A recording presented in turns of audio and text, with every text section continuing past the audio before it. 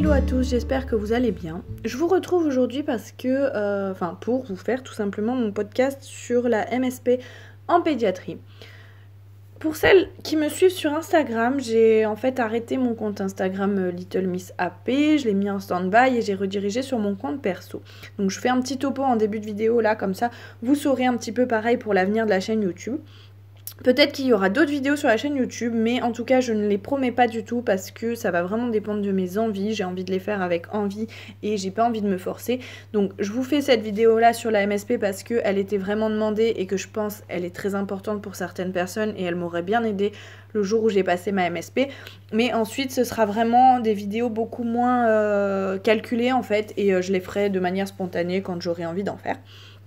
La deuxième chose, donc j'ai redirigé en fait sur mon compte Instagram perso et j'ai été très transparente parce que donc mon compte Little Miss AP en ce moment j'ai beaucoup de mal à partager dessus. Si vous voulez vraiment savoir tout pourquoi, vous allez sur mon compte Instagram en story à la une, j'ai vraiment expliqué tous les détails en toute transparence, le pourquoi du comment, pourquoi je n'arrive plus à partager, quelles sont les raisons et à quel moment je vais réussir à repartager sur ces sujets-là. Mais en gros pour vous faire un bref résumé, je redirige sur mon compte perso parce que mon compte perso, donc qui est Mademoiselle Gâteau, je vous le mettrai en barre d'infos. Mon compte perso, en fait, va à terme devenir un compte de maternité le jour où je tomberai enceinte. Comme je l'ai dit sur mon Instagram et je le reprécise ici, à l'heure qu'il est, je ne suis pas enceinte. C'est un projet, on connaît la date du projet avec mon conjoint. Maintenant, ça peut arriver dans 3 mois, comme ça peut arriver dans 6 mois, comme ça peut arriver dans 9 mois, comme ça peut arriver dans 2 ans. Ça, je ne donnerai pas la date et de toute façon, je ne la connais pas puisque je ne suis pas maître de ces choses-là. Mais à terme, voilà, mon compte Mademoiselle Gâteau va devenir un compte de maternité sur lequel du coup je partagerai la maternité, ma maternité, la maternité que je vivrai en tant que maman et que je vivrai également avec tout ce que je sais au niveau de ma profession.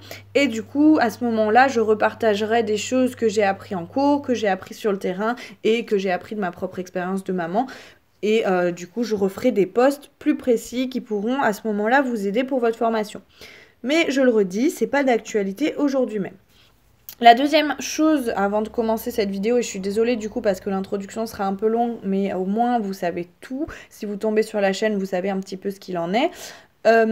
J'ai un entretien donc dans quelques jours en maternité pour un poste vacant. Donc c'est vraiment un poste existant sur un départ en retraite et pour l'instant, à l'heure qu'il est, je ne sais pas ce qu'il en sera puisque je n'ai pas encore passé mon entretien, mais voilà, les nouvelles au niveau de ma profession, c'est ça. J'ai fini mon contrat en pédiatrie et j'ai un entretien pour un éventuel poste à partir de cet été en maternité, dans une maternité qui demande un label Amis des bébés, donc c'est-à-dire une maternité avec des valeurs très proches des miennes professionnellement parlant, et donc un petit peu un bijou dans ma recherche d'emploi. Mais je tâcherai quand même de vous tenir au courant là-dessus le jour où je referai une vidéo.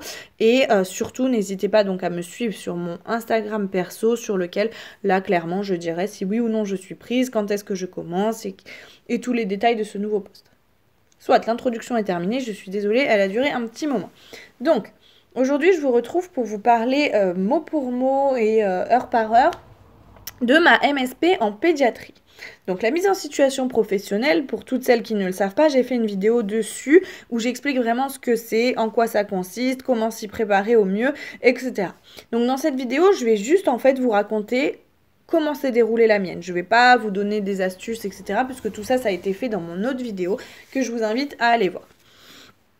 Ma MSP en pédiatrie, donc elle s'est passée à la 3e semaine de mon stage. Elle devait normalement avoir lieu le mardi de la 3e semaine, donc ça faisait un petit peu tôt, je trouvais, parce que quand même, la pédiatrie, c'était seulement mon 2e stage. J'avais pas du tout eu de cours là-dessus, on n'avait pas commencé le module 3, donc les pathologies, tout ça, on connaissait pas du tout. Tout ce que je savais, c'était ce que j'avais appris sur le terrain les 2 semaines qui précédaient, et je vous avoue que prendre ses marques à l'hôpital, ça prend toujours un petit peu de temps. Je vous ai raconté mon stage en pédiatrie, donc vous pouvez le réécouter. Et savoir un petit peu, voilà, que quand même ça prend un petit peu de temps de tout assimiler parce qu'il y a pas mal de choses à faire, pas mal de choses à savoir, des choses très différentes, dans des pratiques très différentes, autant auprès de l'enfant que en termes de paperasse, que en termes de vie de l'hôpital, tout ce qui est repas, tout ça. Donc voilà, c'est quelque chose de très divers, sauf que le jour de la MSP, bah, il faut faire des soins à l'enfant. Tout le reste qui incombe de notre métier, il va pas vraiment entrer en compte. Là, on est vraiment auprès de l'enfant.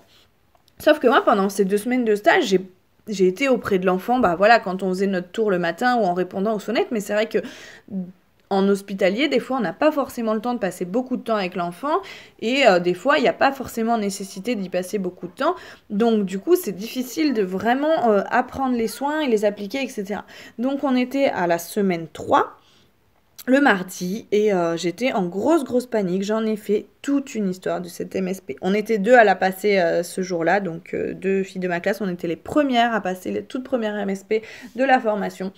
Et que ce soit moi ou ma collègue, on s'en est vraiment fait toute une montagne. Et franchement, je commence par là, comme ça dédramatisera la situation. À la fin de la MSP, on s'est dit, tout ça pour ça. Clairement, c'était la phrase, hein, parce qu'en fait, c'était pas si dramatique que ça.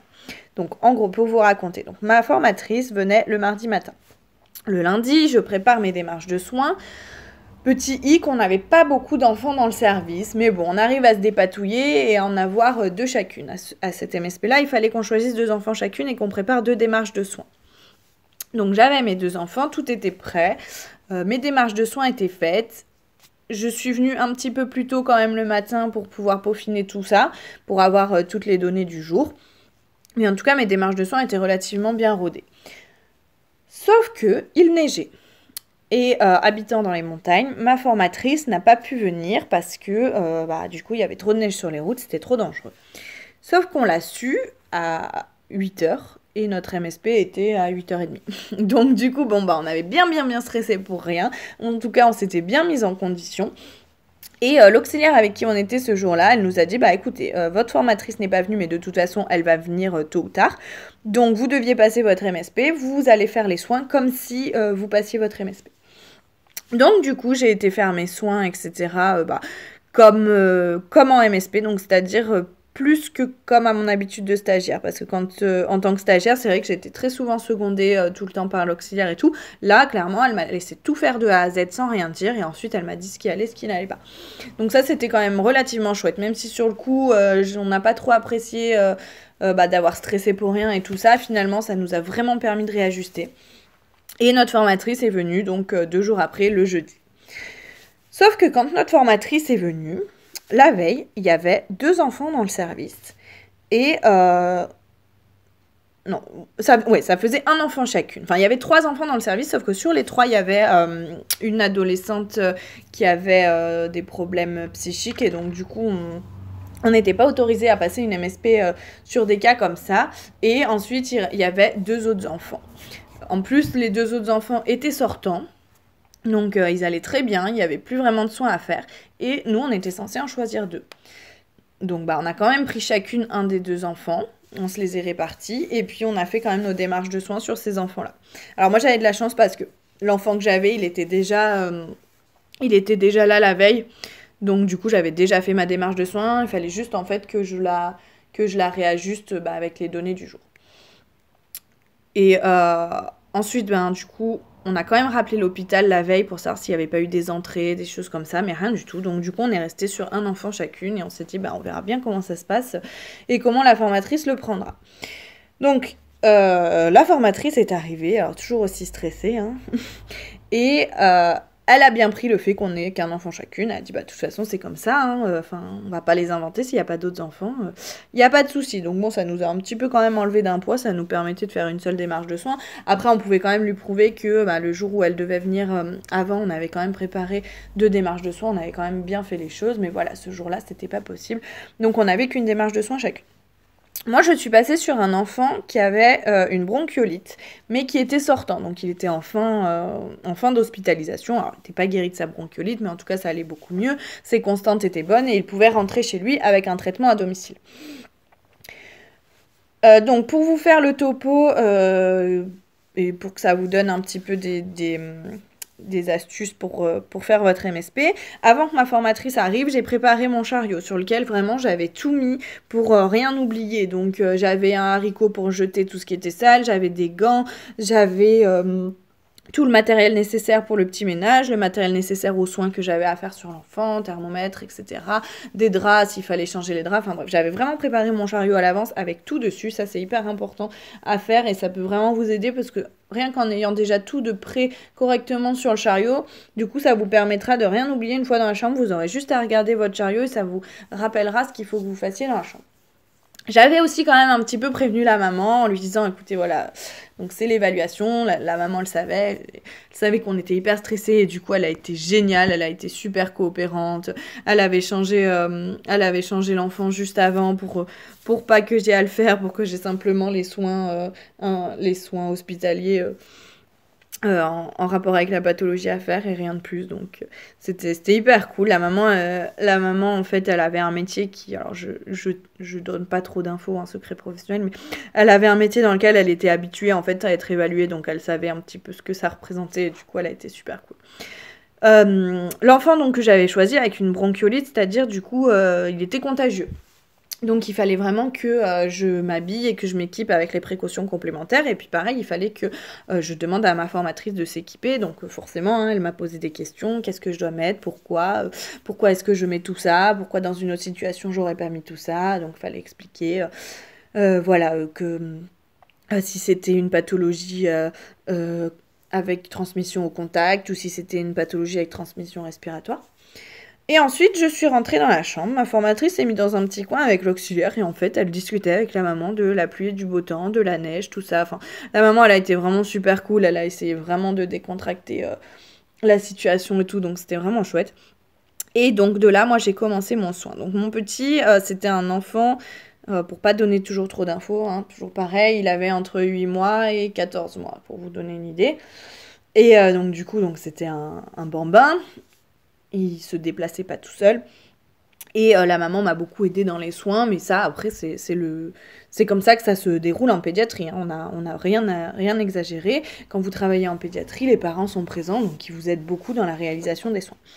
Donc, je suis arrivée dans la chambre, alors, bien sûr, on discute, on présente la formatrice, on demande comment s'est passée la nuit, si tout va bien, comment elle sent son enfant aujourd'hui. Il y a eu une grosse part de communication et de discussion avec la maman. Voilà, est-ce qu'il a mangé? Est-ce que vous allez vouloir quelque chose pour le repas? Tout ça. Et ensuite, j'ai pris sa température. Alors, mon enfant avait un âge qui me permettait de prendre la température en tympanique.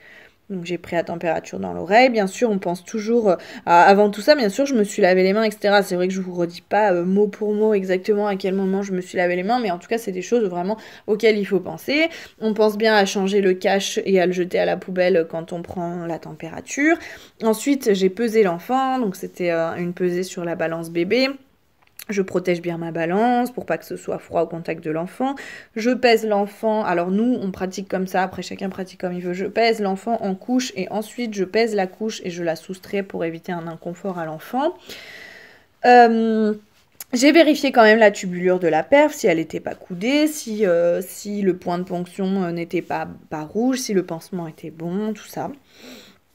J'ai vraiment beaucoup discuté avec la maman pour ensuite pouvoir faire une évaluation du coup de la douleur et de l'humeur de l'enfant parce qu'on note vraiment toujours comment est l'enfant, donc comment nous on le perçoit, s'il est souriant, s'il discute, s'il pleure, s'il montre des signes de douleur. Et puis on demande aussi à la maman ce qu'elle en pense puisqu'elle connaît son enfant.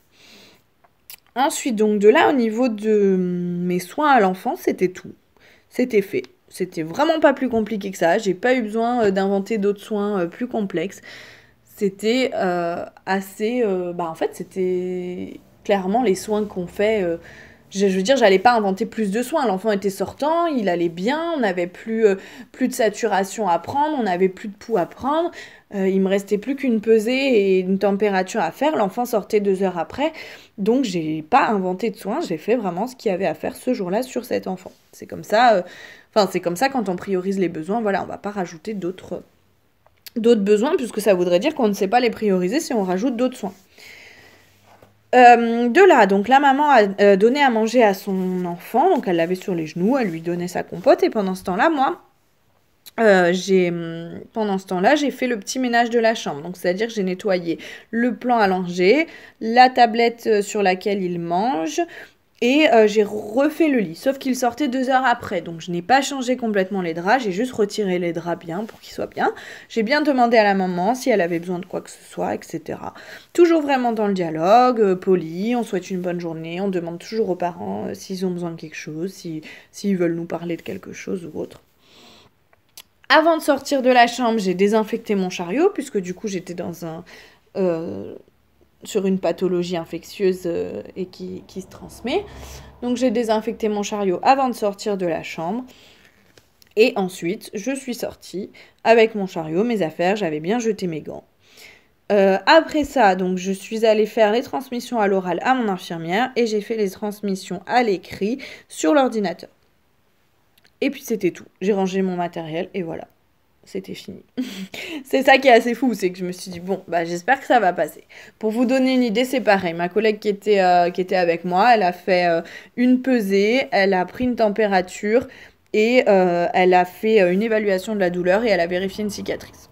Voilà. Donc en fait, il faut pas, enfin ça sert à rien d'inventer des soins, il faut vraiment faire ce qu'il y a à faire. Et maintenant, moi, pour avoir travaillé en pédiatrie quelques mois là, bah effectivement, des fois, on a certaines pathologies, on a juste une température à prendre et puis discuter avec l'enfant, savoir comment il va, et c'est tout. Donc voilà, enfin, moi je m'en étais fait toute une histoire parce qu'il y en a qui font des bains, qui font des changes et tout, mais moi dans ma situation, j'avais pas besoin de faire tout ça, donc je ne l'ai pas fait. Donc après ça, donc ma formatrice discute un petit peu avec l'auxiliaire et puis je passe avec elle dans le bureau et elle me pose donc des questions. Donc là par contre les questions étaient assez pointues sur la bronchiolite, vraiment comment ça fonctionne au niveau des bronches, qu'est-ce que c'est, quelle affection c'est, etc. Les questions quand même sur le coup je suis restée un petit peu bête parce que nous on n'avait pas du tout fait en plus la MSP3, mais bon ma formatrice avait été quand même très très compréhensive là-dessus, elle en tenait compte et du coup je pense que finalement, même si c'est ce qui nous a stressé au début, bah, ça nous a bien aidé parce que je pense qu'elles ont été plus indulgentes du fait qu'on n'ait pas ces cours-là. Que si on passe la MSP bah, toute fin d'année avec tous les modules, c'est vrai que je pense que du coup elles sont peut-être un petit peu plus pointilleuses. Après, donc, elle délibère et puis donc on y retourne. Enfin, on présente sa démarche de soins et tout ça. C'est vrai que j'ai oublié de vous préciser ça. J'ai présenté ma démarche de soins et puis elles m'ont posé aussi des questions sur ma démarche de soins. Et ensuite, je suis sortie, elles ont délibéré. Et puis quand je suis revenue, donc elles m'ont dit un petit peu tout ce qui allait pas. Donc à ma MSP, j'ai eu 16 sur 20 aux soins. Attendez, je réfléchis. En fait, j'ai eu 26 sur 30. Donc j'ai eu 18 sur 20 aux soins et 8 sur 10 à la démarche de soins. Les quelques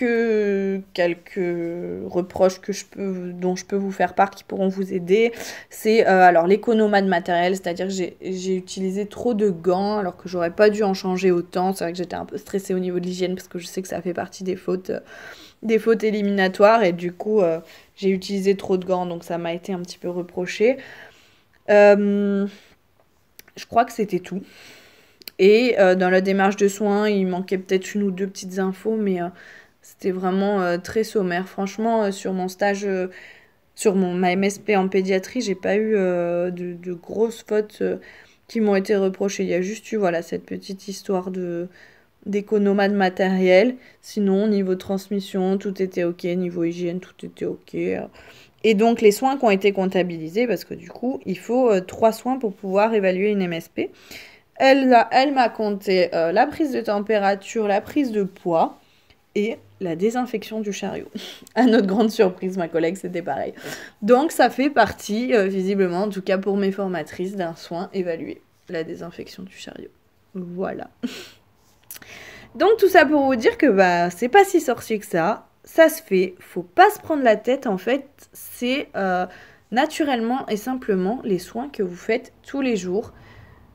Pas plus compliqué, faut pas en inventer d'autres, faut pas trop se prendre la tête, enfin bien sûr, hein, il faut faire hyper attention à l'hygiène, il faut être dans la communication, il faut faire attention à la sécurité de l'enfant, les barrières, tout ça, mais comme vous le faites en fait tous les autres jours. Donc voilà, si ça peut vous aider à dédramatiser, c'est vrai que nous, en sortant de là, on s'est dit, mon Dieu, mais on s'en était fait une montagne. Et en fait, il faut simplement se faire confiance. Et puis les jours d'avant, il faut s'entraîner, faut demander à l'auxiliaire avec qui vous êtes, bah, est-ce qu'aujourd'hui, je peux faire tout de A à Z, comme ça, je serai prête pour ma MSP. Et c'est vraiment la meilleure manière pour apprendre. Et puis voilà, le jour J, vous en faites pas plus. Et tout se passera comme il le faut, hein, tout simplement. Voilà, j'espère que en tout cas ça vous aura un petit peu aidé à vous donner une idée de comment se déroule cette MSP là. Pour tout le reste, bah écoutez, je vous ai tout dit en introduction de vidéo. Je suis à votre disposition sur mon compte Instagram perso. Bien sûr, vous pouvez toujours rejoindre mon ancien compte Instagram. Je regarde toujours mes messages et j'y réponds toujours. J'espère à bientôt, je pense, peut-être. En tout cas, j'ai d'autres choses à vous partager, mais voilà, je le ferai vraiment avec passion et avec envie, et je le ferai pas par contrainte, ça c'est sûr. Je vous retrouverai en tout cas pour diverses choses, et puis si je vous retrouve pas ici, je vous retrouverai sur Instagram pour celles qui veulent continuer à me suivre par là-bas. Je vous fais des bisous, et je vous dis à bientôt.